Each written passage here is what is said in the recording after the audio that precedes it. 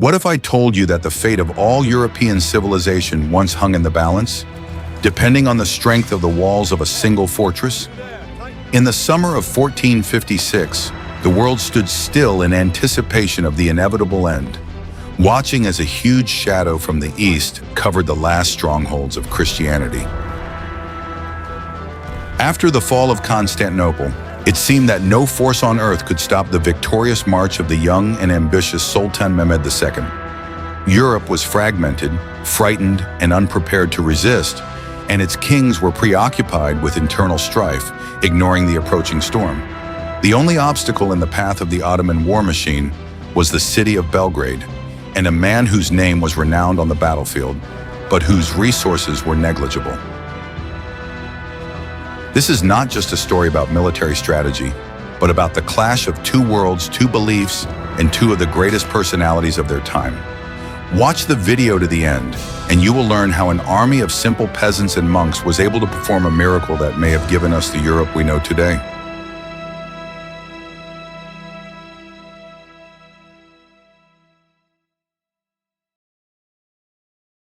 What if I told you that everything European monarchs believed in turned out to be a dangerous illusion? In the middle of the 15th century, the fall of Constantinople was not just the loss of a city, but the collapse of a 1,000-year-old world order that seemed unshakable. Sultan Mehmed II, nicknamed the Conqueror, had no intention of stopping there, seeing Byzantium as only the first step toward world domination. His ambitions stretched far to the west, to Rome itself, which he dreamed of turning into the new capital of his empire. The Ottoman army was the most modern and disciplined force of its time, equipped with advanced artillery and fanatically loyal to its leader. Europe, meanwhile, was in a state of deep shock and political paralysis, unable to unite even in the face of total destruction. Diplomatic missions sent to the Sultan returned with frightening news of preparations for a campaign of unprecedented scale. Mehmed openly declared that his next target would be the Kingdom of Hungary, which served as the gateway to Central Europe. Belgrade, or Nándorfehérvár, as the Hungarians called it, was the key to this kingdom, a strategic castle at the confluence of the Danube and Sava rivers. The capture of this fortress opened a direct route to Buda and Vienna, making the further conquest of the continent a matter of technique. The Sultan assembled an army, the size of which, according to various estimates, reached 100,000 men, an astronomical figure for that era. At his disposal were elite Janissary troops, heavy Sipahi cavalry, and, most importantly, giant bombards capable of destroying any wall. The supply and ammunition trains stretched for many miles, raising columns of dust visible beyond the horizon. This was not just a military campaign, it was a solemn procession of power, confident in its invincibility. Mehmed personally led the campaign, wishing to secure his status as the greatest commander in history. Preparations for the siege were carried out with the mathematical precision characteristic of the Ottoman military machine, which did not overlook a single detail. The Sultan's engineers studied the plans of the fortress in advance, identifying weak points in the defenses and planning the placement of artillery batteries. Ahead of them lay weeks of hell, fire, and relentless attacks that could break anyone. I'm very interested to hear your point of view. What do you think about the role of personality in history? Can one person stop an empire? Write about it in the comments. And be sure to subscribe to the channel so you don't miss the continuation of this epic story. Are you ready to learn the truth about the man whom the Sultan respected and hated more than anyone else in the world? János Hunyadi was not born a king, but his authority in the army was greater than that of the king. He rose from a simple nobleman to a powerful magnate and regent, tempering his character in endless border skirmishes. He devoted his entire life to fighting Ottoman expansion, studying the enemy's tactics and adopting their best techniques. Hunyadi was one of the first European commanders to realize the importance of regular, disciplined infantry and firearms. His military career saw both brilliant victories and heavy defeats, which only made him stronger and wiser. He remembered the bitterness of defeat at Varna and Kosovo Field, where Christian armies suffered setbacks due to disunity and betrayal. These lessons taught him not to trust anyone and to rely only on proven people and his own intuition. Hunyadi was a pragmatist to the core, devoid of chivalrous illusions understanding that war is hard work. He personally checked the readiness of the garrison, the quality of supplies, and the condition of the fortifications, not overlooking a single detail. In Belgrade, he appointed his brother-in-law, Mehmed Saladi, as commander, an experienced warrior whom he trusted as much as himself. The garrison of the fortress numbered only about 7,000 men, which was a drop in the ocean against the Ottoman horde. However, these were veterans who knew how to wield a sword and were ready to fight to the death. Hunyadi understood that these forces would only be enough to hold out for the first part until reinforcements arrived. But the question of where these reinforcements would come from remained open and agonizing. While Europe stood idly by, Hunyadi assembled his own army, hiring soldiers with his own money and mortgaging his castles. He sent messengers to all corners of the country, calling on volunteers to join the defense of the borders. His name had a magical effect, attracting those who believed in his military genius and luck to his banner. He was ready to face his fate, with several trump cards up his sleeve that the Sultan did not even suspect. What do you think is more important in a critical situation? Reliable allies behind you or faith in your own strength? In the next chapter, you will learn what unexpected weapon the defenders of Belgrade had at their disposal. Want to know a secret that will change your perception of the Crusades? We usually imagine knights in shining armor, but a completely different force came to the walls of Belgrade. Pope Calixtus III declared a crusade, but the kings and princes of Europe ignored his call. Instead of regular armies, the 70-year-old Franciscan monk Giovanni da Capistrano went to Hungary's aid. With his incredible gift of persuasion and fanatical faith, he traveled through villages and towns, gathering ordinary people under his banner. It was an amazing and frightening sight. Thousands of peasants, artisans, students, and poor people who had left their homes. They were armed with scythes, axes, flails, and homemade pikes, with no military training. Their armor consisted of simple shirts, and their discipline was based solely on the authority of the old monk. Professional soldiers looked at this gathering with contempt and skepticism, calling them a herd going to slaughter. But in the eyes of these people burned a fire that was more terrifying than any weapon. Capistrano managed to gather a huge crowd of people, estimated at between 30 and 60,000. They flocked to Hunyadi's camp, creating enormous logistical problems as they had to be fed. However, Hunyadi, being a wise strategist, saw potential in this crowd that could be exploited. He understood that the fanaticism of these people could compensate for their lack of training and equipment. The voivode began to hastily teach them the basics of formation and interaction, trying to turn the crowd into something resembling an army. These people were willing to die for their faith, confident that a martyr's death would grant them a place in paradise. They feared neither cannons nor janissaries, nor the Sultan himself, which made them an utterly unpredictable enemy.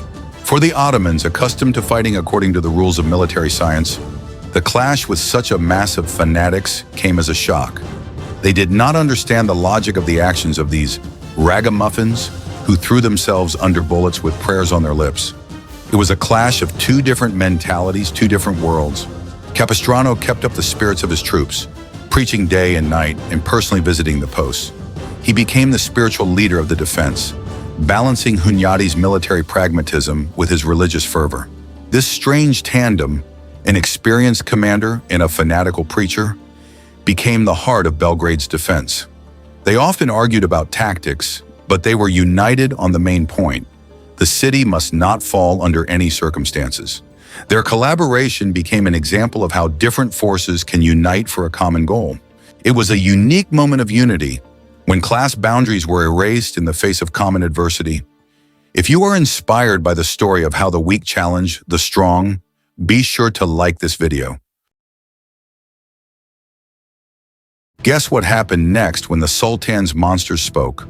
On July 4th, 1456, the bombardment of Belgrade began, which was unprecedented in its intensity. The Ottoman artillery, numbering hundreds of guns, opened a barrage of fire on the walls of the fortress. Among the cannons were giant bombards, similar to the one that destroyed the walls of Constantinople just 3 years earlier. The roar of the shots could be heard for tens of kilometers, and the earth shook as if there were an earthquake. Stone cannonballs weighing hundreds of kilograms crashed into the ancient masonry, turning it into dust and rubble. Clouds of dust obscured the sun, turning day into night, and the air was filled with smoke and the smell of sulfur. The defenders of the fortress watched in horror as their reliable fortifications melted away before their eyes under the methodical blows. The Sultan's engineers knew exactly what they were doing, concentrating their fire on key towers and sections of the wall. It seemed that nothing could withstand this destructive power. The garrison under the command of Mehmed Saladi showed remarkable resilience, repairing the breaches at night under the cover of darkness. They used sandbags, logs, and rubble to restore the line of defense. But with each passing day, the destruction became more extensive, and it became increasingly difficult to hold the outer perimeter. The Turkish artillery fire did not stop for a moment, exhausting the men physically and mentally. Sleep became a luxury, and the constant roar drove them mad. Sultan Mehmed watched the bombardment from his tent, confident that the city would soon fall. He saw the towers collapse and anticipated the moment when his janissaries would storm inside. For him, it was a demonstration of the technological superiority of the East over the West. Artillery became the main argument in the dispute between empires, changing the rules of warfare forever. Knightly valor was worthless against the mathematical calculations of ballistics. However, the walls of Belgrade, built on a rocky foundation, proved to be stronger than the Byzantine fortifications. They held out with their last ounce of strength, giving the defenders precious time to prepare their inner defenses. Hunyadi understood that the outer walls would fall sooner or later and prepared the city for street fighting. Every house was turned into a fortress, every street into a trap for the attackers. The defense plan changed on the fly, adapting to the destruction. The Ottomans did not limit themselves to shelling the walls, showering the city with incendiary shells. Fires broke out here and there, threatening to destroy food and gunpowder supplies. The city's inhabitants, including women and the elderly, extinguished the fires, helping the garrison to hold out. It was a struggle for survival in which everyone, young and old, took part. The common misfortune united the population and the soldiers into a single organism. But he did not know that the most terrible surprises awaited him ahead. How long can people stand where stone cannot withstand? In the next chapter, you will learn how water became a battlefield. The key moment of the siege was not only the struggle on land, but also the battle on the water, that hidden artery of war, often forgotten, but which decided the fate of cities no less than walls and towers. Sultan Mehmed II, an experienced commander and ruler of Constantinople, understood perfectly well that if he did not cut off river communications, Belgrade would be like a wound open to endless supplies of weapons, people, and hope. Therefore, when developing his plan for the siege, he bet on the Danube, the driving force of the region. The Sultan brought with him a fleet of 200 ships, ranging from light barges to heavy war galleys. On his orders, the ships were fastened together with heavy chains, forming an iron barrier on the river above the city. This chain barrier became a veritable wall on the water, cutting off the garrison from supplies and preventing any attempts to approach the fortress. The soldiers on the walls saw the morning mist spreading over the river, and behind it, a motionless line of Turkish ships, like a black wound on the silvery surface of the Danube. The city began to realize that if this barrier was not destroyed, Belgrade was doomed to a slow death. János Hunyadi, the renowned commander and defender of Hungary, camped upstream, closely watching the Sultan's every move. He understood the nature of siege better than most. A wall could withstand cannon fire, but a fortress would fall when hunger did more damage than cannonballs. Hunyadi realized that without breaking the river blockade, Belgrade was doomed. He assembled his own flotilla, small in number but deadly in skilled hands. These were fast, maneuverable riverboats, ideal for attacking the large and heavy Ottoman ships. Serbian boatmen and fishermen, long familiar with the nature of the Danube, joined the Hungarians. They knew every shoal, every pit, and could tell by the sound of the water where the current was pushing the ship and where it was pulling it into a trap. Their knowledge of the river became the secret weapon that the Sultan had not taken into account in his calculations. On July 14th, when the sun rose above the horizon and the fog cleared, a grand river battle began. One of those that rarely make it into the pages of chronicles, but are capable of changing the course of a war. The Hungarian ships, catching a favorable wind, rushed forward. The sun reflected off their blades, and it seemed as if hundreds of dazzling sparks were flying down the river. Chaos ensued. the crack of breaking masts, the cries of the wounded, the clang of steel, the splashes of blood-stained water. The Christian ships attacked with the fury of people who had no right to be defeated. Their sailors clung to the sides of the Turkish galleys with boarding hooks, stormed the decks, and engaged in hand-to-hand combat. The Turks, accustomed to naval battles, did not expect such swiftness. Their heavy ships, designed for the Mediterranean Sea, were helpless against the fast current of the Danube and the maneuverable ships of Hungary. Fire ships, small boats filled with resin, straw, and oil, played a special role. They were set on fire and released into the current. These burning projectiles rushed forward, crashing into the sides of Turkish ships and turning the water into a fiery labyrinth. The flames roared and swirled, engulfing the sails and masts. The Ottoman sailors rushed about, trying to extinguish the fire, but the strong wind fanned it even more. At the decisive moment, the Crusader troops stationed on the shore joined the battle. From land, they covered the Turkish flotilla with a hail of arrows, bolts, and cannon fire. It was crossfire from which the Ottomans had nowhere to hide. From above, fire from the shore, iron from below, the raging river. Are you ready for the shocking truth about the longest night in the history of Belgrade? On July 21st, at sunset, the general assault began. Sultan Mehmed threw his best forces into battle, the Janissary Corps, fanatically loyal and well-trained warriors. Under cover of artillery fire and drum beats, the Ottoman wave rolled over the ruined walls of the city. The defenders met the enemy with a barrage of arrows, stones, and boiling tar, but the Turks' numerical superiority was overwhelming. The Janissaries, disregarding their losses, climbed over the ruins of the walls and engaged in hand-to-hand combat. The battle was fought for every meter, for every stone, turning into a bloody meat grinder. The cries of the combatants, the clang of steel, and the roar of explosions merged into a single hum that drowned out all thought. By nightfall, the Turks had managed to break through the outer line of defense and storm the streets of the city. It seemed that the battle was lost and the fall of the citadel was inevitable.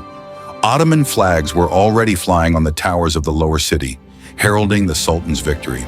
The defenders were pushed back to the citadel, where they prepared to fight their last battle. That night was a test of endurance for both sides.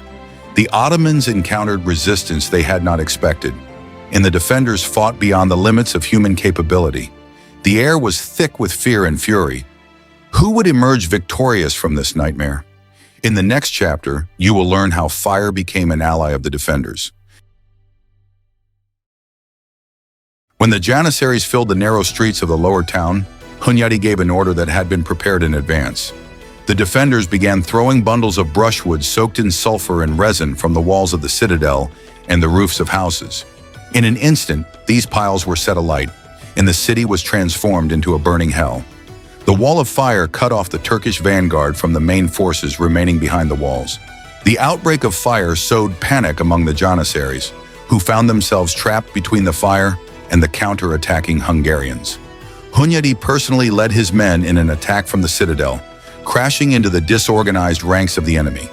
In the narrow streets, the long Turkish guns and bows were useless, and swords and axes decided the outcome. The defenders, who knew every passageway, appeared as if from nowhere. The fire not only killed but also created unbearable conditions. The smoke stung the eyes and the heat melted armor. The Turks, disoriented, rushed about in search of an exit, becoming easy prey. Those who tried to retreat to the walls ran into a wall of fire. The trap snapped shut, and the elite of the Sultan's army found themselves trapped. This tactical move by Hunyadi turned the tide of the night battle. The initiative passed to the defenders, who pressed the enemy with redoubled energy. By morning, the remnants of the Turkish troops had been driven out of the city or destroyed. The streets were littered with bodies and debris, but the Hungarian flag still flew over the citadel. The success of this counterattack was stunning, but it cost the defenders enormous effort. The garrison was exhausted, many were wounded, and supplies were running low. However, the psychological effect was enormous. The invincible Janissaries had fled. This instilled in the soldiers' hearts the belief that the Sultan could be defeated. The day after the failed assault, an event occurred that historians call a miracle or madness. While the commanders on both sides were planning their next moves, the initiative was seized by ordinary crusaders.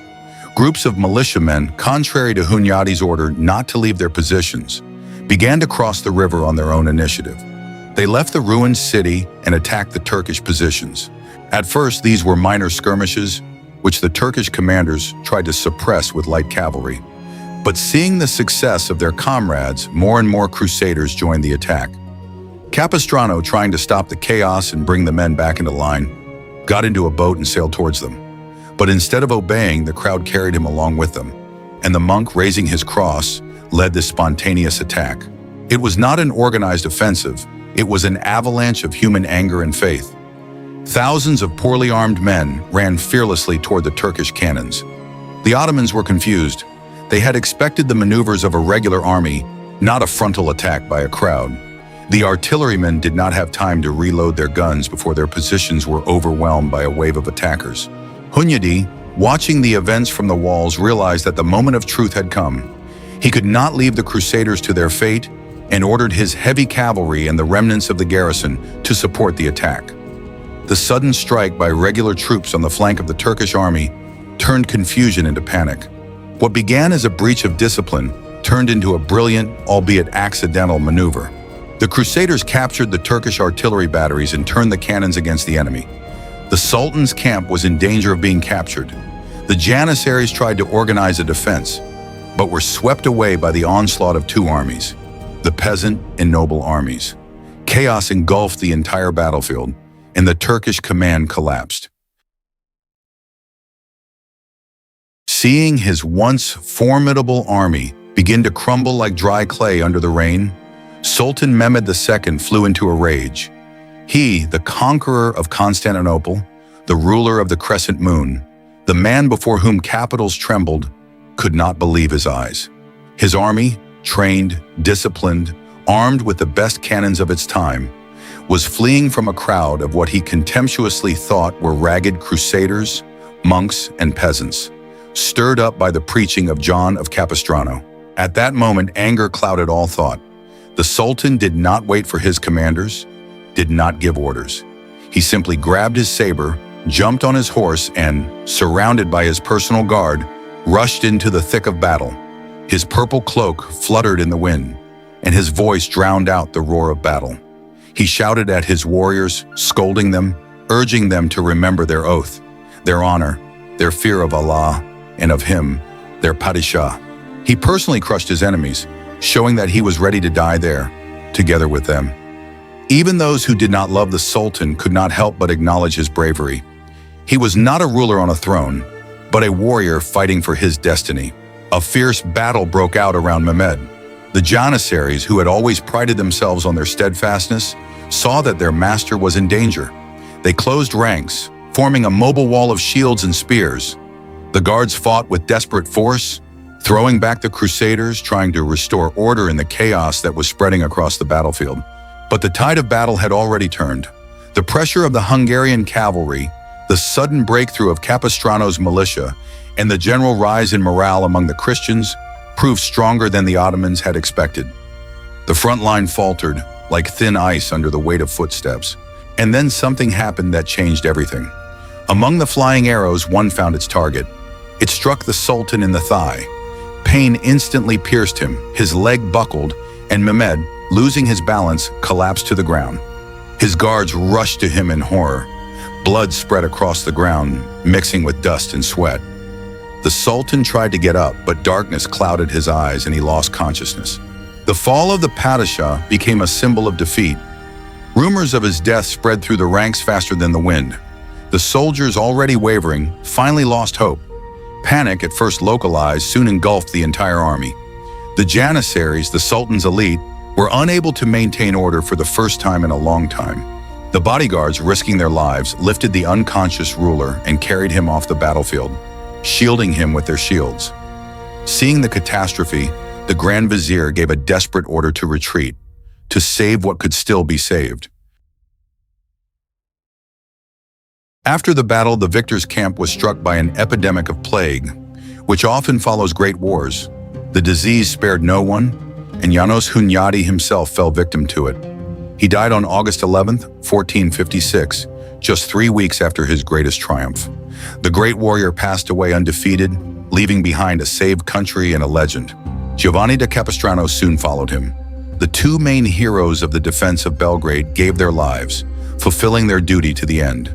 Their deaths overshadowed the joy of victory, but did not diminish its significance.